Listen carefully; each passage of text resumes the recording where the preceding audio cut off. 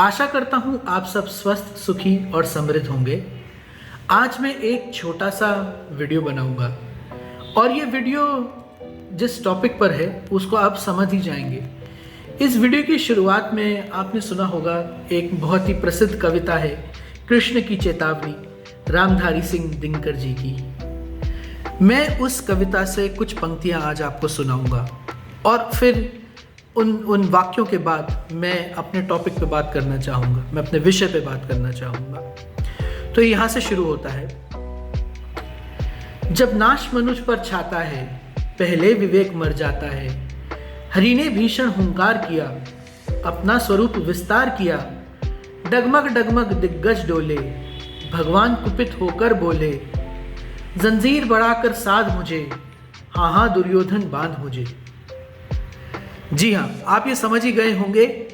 ये जब भगवान श्री कृष्ण दुर्योधन के पास गए थे और उन्होंने दुर्योधन से बड़े ही प्रेम पूर्वक सिर्फ इतना कहा कि देख दुर्योधन, पांडव तो तेरे भाई हैं, उनको सिर्फ 5 गांव दे दे। इस कारण क्योंकि ये क्षत्रिय हैं, ये किसी से भिक्षा मांग कर अपना जीवन नहीं चला सकते, ना ही ये कोई दुकान डाल के या कोई अपना आज के ज़माने जिसको बिजनेस कहते हैं ऐसा करके कुछ कर सकते हैं। और दुर्योधन ने कहा 5 गांव तो छोड़ो हरि, मैं तो इन्हें सुई की नोक बराबर भी ज़मीन नहीं दूंगा। कुछ हद तक मुझे कभी कभार जब मैं ये प्रसंग सुनता हूँ और ऐसी बात याद करता हूँ, मैं सोचता हूँ, और आपने शायद महाभारत भी देखी होगी कि बड़े बड़े शूरवीर जो वहाँ पे बैठे हुए थे, कहते हैं भीष्म पितामह जी को भी पता था कि भगवान श्री कृष्ण साक्षात हरि हैं। और यही नहीं, शकुनी को भी पता था, और शकुनी ने भी ये बात सुन के सोचा था कि मूर्ख तूने ये क्या गलती कर रहा है। परंतु कहते हैं ना कि जो होनी होती है उसको तो कोई टाल ही नहीं सकता। ऐसा ही मुझे लगता है कि करपात्री महाराज का जो श्राप गांधी परिवार पे लगा था, अब वो श्राप सच में अपना असर दिखा रहा है।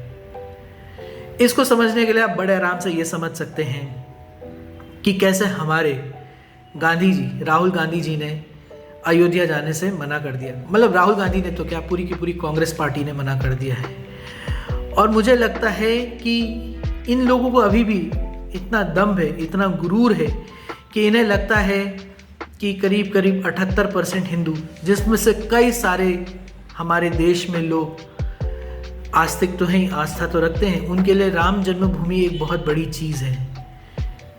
ये कांग्रेस पार्टी के लोग अभी भी सोच रहे हैं कि ऐसा कुछ करके और सिर्फ 14% वोट को खुश करने के लिए वो ये गलती कर सकते हैं। वो ये भूल रहे हैं कि जो 14% वोट है वो पूरा का पूरा उनको नहीं जाता है, वो अलग अलग पार्टियों में बट जाता है। पर जैसे कहते हैं ना, विनाश काले विपरीत बुद्धि, और इनके ऊपर तो पहले से ही इतना बड़ा श्राप है। तो शायद इनकी किस्मत में लिखा है कि ये हर बारी जाएंगे अफ़गानिस्तान में बाबर की मज़ार पे जाके अपना शीश नवाएंगे। हालांकि जैसे कि सब हर कोई जानता ही है कि वक्त के साथ बाबर के साथ भी क्या हुआ। और उसी तरह मुझे लगता है कि अब कांग्रेस पार्टी भी अपने आखिरी वक्त पर आ गई है। खैर, अब ये तो वक्त ही बताएगा कि कांग्रेस कितने साल जीने वाली है। पर एक बात पक्की है कि इस बारी 2024 के इलेक्शन में भाजपा को 370 से 400 के बीच में सीटें मिलेंगी। आशा करता हूँ आपको ये एनालिसिस पसंद आया होगा। बहुत ही छोटा सा वीडियो था, पर इसको लाइक, शेयर और सब्सक्राइब ज़रूर करिएगा और इस पर कमेंट ज़रूर करिएगा, क्योंकि आपके कमेंट्स पढ़ के मुझे अगला वीडियो बनाने के लिए आइडियाज़ मिलते हैं। धन्यवाद।